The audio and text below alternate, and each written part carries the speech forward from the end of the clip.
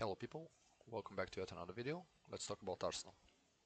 So, first of all, congratulations on the North London Derby win. It's a big win for us. Very important game in itself. We needed those 3 points, as a lot of people will say. And the one thing I wanted to really talk about, I usually don't make this kind of videos, but tonight I was very emotional, especially watching that game. I almost broke my computer. That's not usually what happens with me. I'm usually a very calm guy, but I lost it tonight. I really lost it tonight because some of the things that our players were doing during that game is just criminal, to be fair, and Arteta didn't help at all with that. So if you ever watched any of my videos, you know that I'm what is considered Arteta in guy, although I just look at sports differently. But anyway, so I support the guy. I always give credits where credits due, but when you have to criticize someone, you have to criticize, right? And tonight's game was not a good game. It wasn't a good game to watch, and most definitely wasn't a good game played by Arsenal. Now, Spurs, I'm not going to talk about Spurs. I don't care about Spurs. It's their own problems. They have injuries, etc., right? But from our perspective, we are playing against a team that is struggling a lot. They're 13th in the league, and there's a very good reason for that. I know they went and smoked City and they went and smoked United. That was different United. But apart from those two games, you look at this team, they struggle, right? They have a lot of injuries. This manager is kind of trying to find his ground, and yet we made them look like a very, very solid team. And if that corner, that was not a corner, let's be real, that wasn't a corner, things happen, right? But if that wasn't given a corner, could be a potentially different game. We could still win it, we could lose it, God knows, but I think we were a bit lucky there. And yeah, in general the game wasn't good. I wasn't happy. As I said, I was very emotional, almost broke my PC.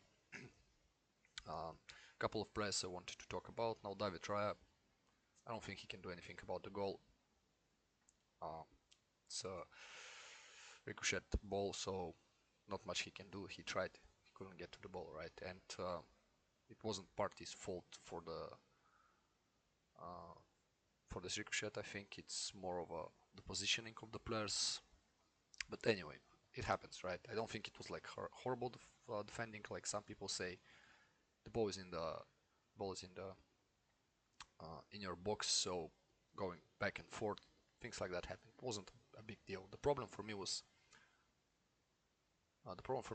more of I was very, very surprised by Timber. I think this was his worst game for Arsenal, at least in my opinion. I think he gave the ball way too much, way too many times. And a lot of those dangerous situations that Spurs created came from that. So hopefully that's not something we're gonna see in the future. Not going to jump on him too much. Saliba was cool tonight, again, as usually he is. Gabriel phenomenal. Just give this guy the captaincy and be done with it. Like, I know this tendency right now not to give the captaincy to center backs because they're way too back. No, they can't react, they can't talk to the ref. Come on, Odegaard is not a captain. I mean, he's a phenomenal player.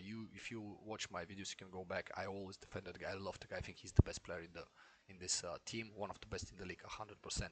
But he's not a captain material. Like, just take it away from him. It's probably a bit heavy for him. Just give it to Gabriel. This guy's honestly, I don't know. I saw a video tonight in YouTube. I'm not sure who made that video, but it was called like he played like he was born in London, basically, right? Like this Derby is in his blood. Phenomenal player, absolutely phenomenal. One of the best players, one of the two best players tonight on the pitch. The other one was Miles Lewis Kelly. Wow, absolute champ, phenomenal guy. I mean, if you're thinking of buying a shirt, just buy his shirt, put his name on his back, and contact him his Instagram, Twitter, whatever. Just show some love to the guy. I mean, phenomenal. 18 years of age, very hard position, North London Derby. He absolutely destroyed everything that Spurs had in this right side of their attack. Nothing came from that end. Everything was on the left, where was Timber. Nothing came on the right side. Absolutely destroyed everything. Was furious, was angry, which I loved. No, I guess Roy Keane would love that kind of players. So phenomenal, absolutely phenomenal. Him alongside Gabriel, I think they were the two best players on the pitch for Arsenal, so man of the match I would give it to Miles Lewis-Skelly. I mean, I know Gabriel scored, but just because of the age, and yeah, phenomenal, absolutely phenomenal. I think that if I'm Calafiori, I'm looking at this guy and I'm not seeing too much game time. If this guy progresses as he does, unless we do some crazy thing like selling Saliba in the summer, then obviously we're gonna go with Gabriel, probably Calafiori in the center back positions, Skelly on the left, and Timber on the right. God knows. Hopefully we don't do it. The next thing is the midfield. This is the hardest position, probably the hardest part of the team to grade, because I don't rate Tottenham Hotspur's midfield. I know they have a lot of injuries, but what I've seen tonight, it wasn't great, it wasn't good enough. So we dominated the center, and we should have dominated the center, right? So I'm not going to go too much there. Partey was good, gave the ball a couple of times a bit sloppy, I think, too slow on the ball. This is where I guess the age of the Spurs players, they had a couple of youngsters there, quick, rapid, so I guess Partey struggled a bit with that speed, so yeah, it wasn't the greatest game. Rice was good, Rice was solid, I liked what I see tonight. Odegaard is the one that it's kind of strange for me. It looks like when people are criticizing, I'm defending him, and every single time people defend him, I criticize him. I didn't like Odegaard's game tonight. Yeah, he did the phenomenal passes, but he does this every single game, right? Those passes that he did tonight, he does it every single game. That's nothing new. I think that he was a bit soft tonight. I think he lost the ball himself. I think he missed way too many chances. He could score himself like 2 goals, absolutely easy. Didn't shoot when he had to shoot, and the one time he actually shot the ball twice. So sorry, it was both shots were absolutely horrible. No power in the shot, no accuracy, nothing. Just gave the ball away. So I don't think he was that good. I didn't like him. He can do much better. Probably it's because he set the bar so high for himself. So when you're a top player, you have to live up to your to your expectations. So not gonna say it was a bad game, but it was a bad game by his own standards. Um, the wingers, oh my god, oh my god. I don't know. I don't know what Arteta was thinking. I guess you could say it's because of the injuries, but yeah, Trossard scored the goal. I think that Trossard was our best attacker. He was good, not phenomenal, but good. But Sterling was absolutely useless in my opinion. He kept giving the ball away time after time after time. With Reece Nelson, at least the guy could run past the defenders, and cross the ball. Sterling just kept giving the ball away. He couldn't even win the corners that we usually are good scoring from. Jesus Christ, I mean, yeah, if I was doing player ratings, he gets 0 for me. I'm sorry. And Kai Havertz probably -10. Again, useless. I mean, he was useless. I mean, it felt like we played with 10 men. And on top of that, once he got the yellow card, the one thing Havertz does very well, and I praised him always for that, is he's very good at winning the ball and getting into this tackles, 50-50s, battles in the air, which I guess it's not what you expect from your number 9, but at least he could do that. Once he got his yellow card, he couldn't even do that because he didn't want to get sent. So he was absolutely useless. There were a couple of situations when he just goes down. He feels a touch, he goes down. It was embarrassing. Like even I'm watching here, it's a North London derby. I'm watching. I'm like, dude, just don't do it. Like stand up. Come on. You're not playing for. I'm not gonna mention any teams. Don't want to insult anybody, but come on, man. Like that was embarrassing. He was absolutely useless tonight, and again missed so many chances. It's criminal. It's actually criminal. There was one situation when he stands in the box. He gets the ball. I don't remember if it was Sterling or already Martinelli. He gets the ball, but he turns it the same way, right? So he must have seen Odegaard, who stands right next to him in the box, open. Leave the ball for Odegaard. Odegaard could potentially score. He cut the ball, and yeah, basically nothing happened after that. He killed the momentum of the ball, the movement of the ball, so Odegaard kind of tried to shoot, but nothing happened. Absolutely horrible. I, I mean, if we're gonna play like that against Aston Villa, just don't bother. No, just don't bother. they will eat us alive. Yeah, we potentially will defend well, but eventually you can't defend for 90 minutes. We can't ask that from our defenders, it's impossible. And yeah, as I said, Trossard was good. Then once we got Martinelli on the pitch, that was probably the only good substitution that Arteta made.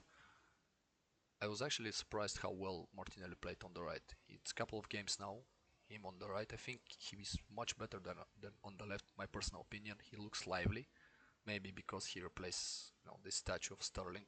Maybe that's why he looks so good, I don't know, but he looked well. I think that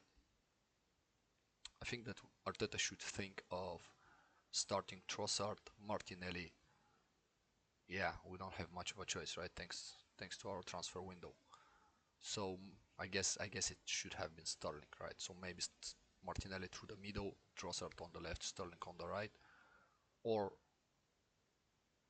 Martinelli on the right, and I don't know, try Sterling somewhere, maybe in the middle. God knows. I mean, it can't get much worse than what's right now with Havertz. And without Gabriel Jesus, wow, given the fact he's out for the season apparently, and Saka is out potentially for the season, and we don't have Nwaneri, I don't want to go to Anfield with that attacking trio that we saw tonight, because it will end up there. Like, if we are still in the title race, but by that time, it will end up there. They will smoke us. Even with Darwin Nunes, who can't hit the barn door, they will just smoke us. I mean, I hope we do something on the transfer window. And it doesn't look like we only need a striker, we need a winger as well. Right? I mean, I would honestly start Martinelli on the right, buy a striker, and try to find something for a left wing. If you don't want to spend money, start Trossard and just go and try to someone on a loan, or I don't know, just try a youngster, because this attack, man, come on, like it's horrible. And because we kept losing the ball, there was absolutely no control of the game. It was a shit show. Sorry to use that word, but then we got Mourinho. Uh, Not much to say about this guy. I mean, I don't know. He was such a hyped signing. I didn't see too many Arsenal fans happy about it. I was kind of looking at this like maybe it's a good signing. He's a good player, maybe potentially. So far doesn't look like it. Now Tierney was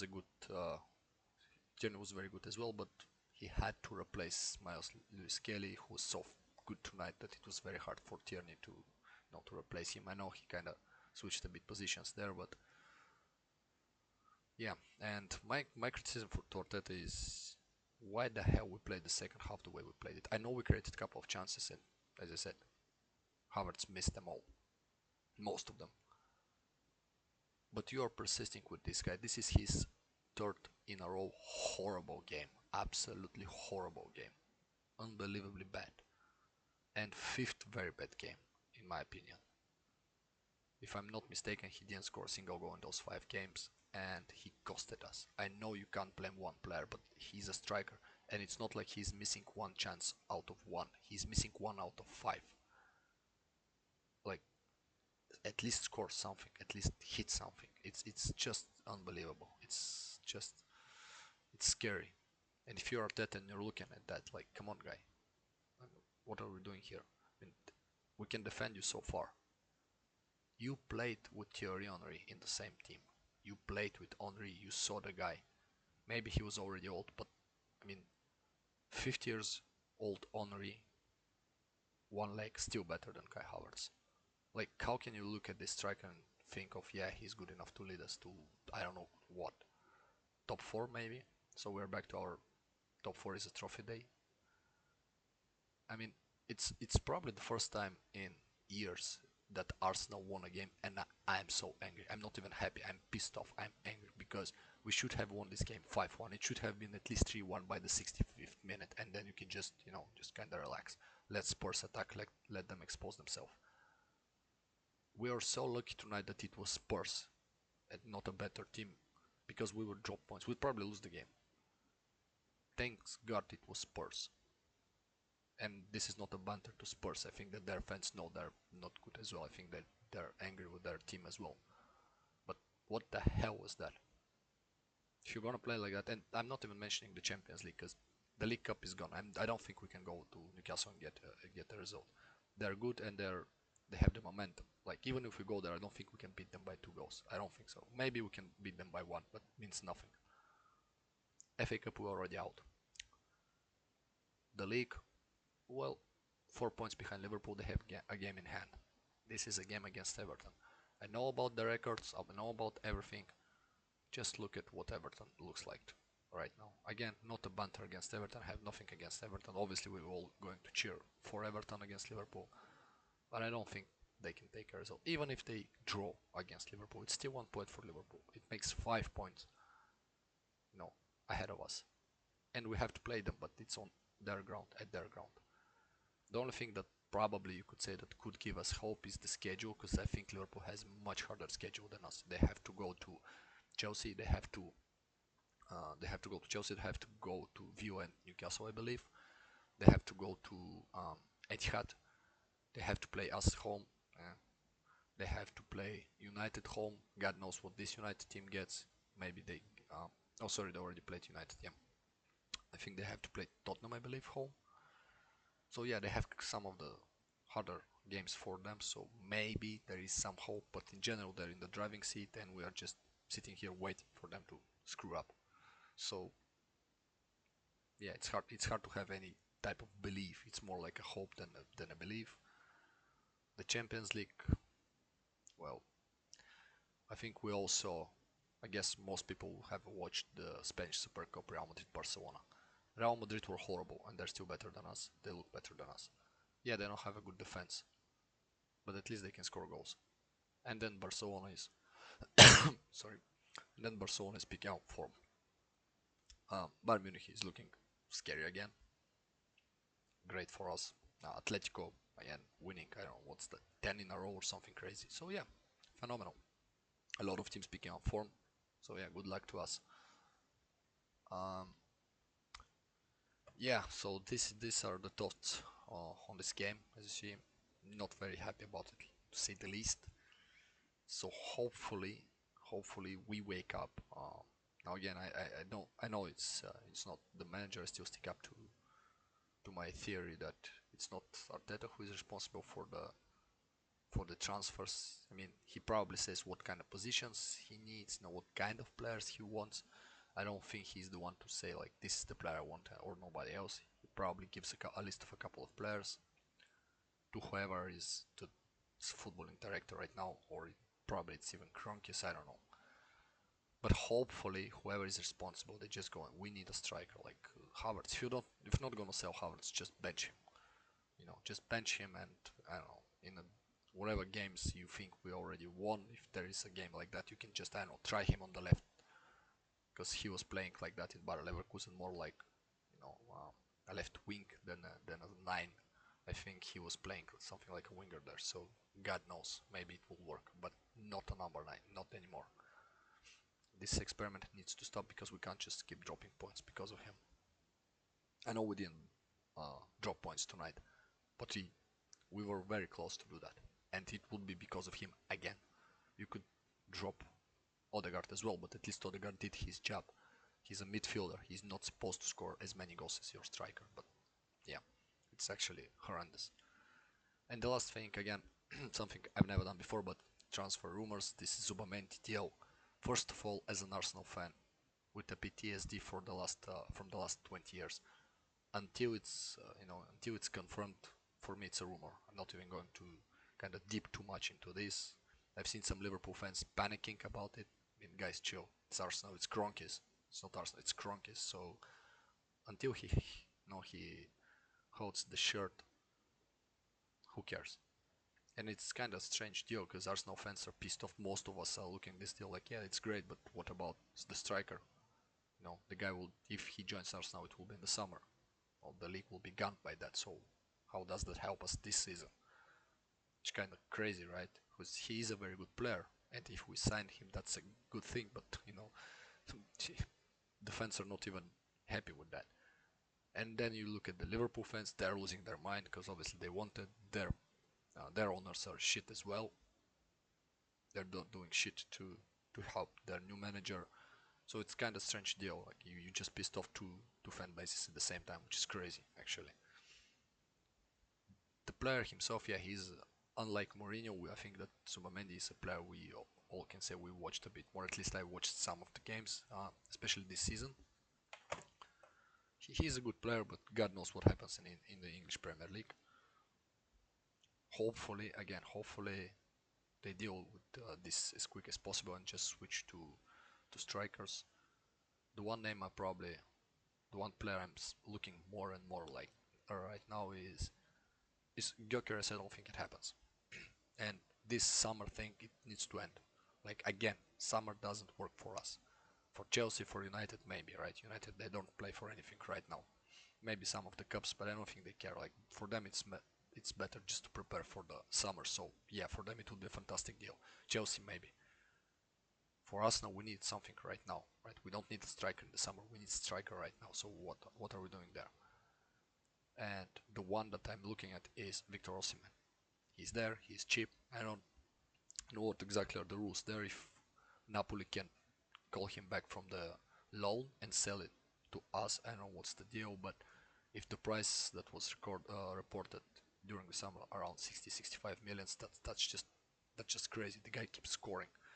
I think he has I think he has 10 goals, 4 assists in like 13 or 15 games or something crazy like that in Turkish league. And then he played 4 games in the Europa League and scored 3 goals, gave 2 assists or something like that. He keeps scoring. And I don't know how good the guy is compared to Gyökeres or all other strikers that we were linked to. But what I do know is that if we would have Osimhen tonight, this game would be done by the 60th minute. If we would have Osimhen in this Manchester game, we probably win this game 4-1, 5-1. A referee aside, I know the ref was horrible in that game, and United fans are right to be pissed off with him, but that's a different topic, right? Newcastle game again probably scores a couple of goals as well, because again Isak is not happening. We know the Kroenkes. I mean, I will be shocked if they go and spend 130 millions or whatever it is on Isak. And again, it will be a summer deal. We need something right now, and I think with the price of Osimhen, I think it's probably the best money for, I don't know, price for quality deal. So yeah, those are my initial thoughts. Again, congratulations on the win. It's a big win for us. Hopefully Arteta learns. Hopefully the Kroenkes are there and they really want to win, because we need that. Thank you guys. Share the video, like the video, and up to the next one.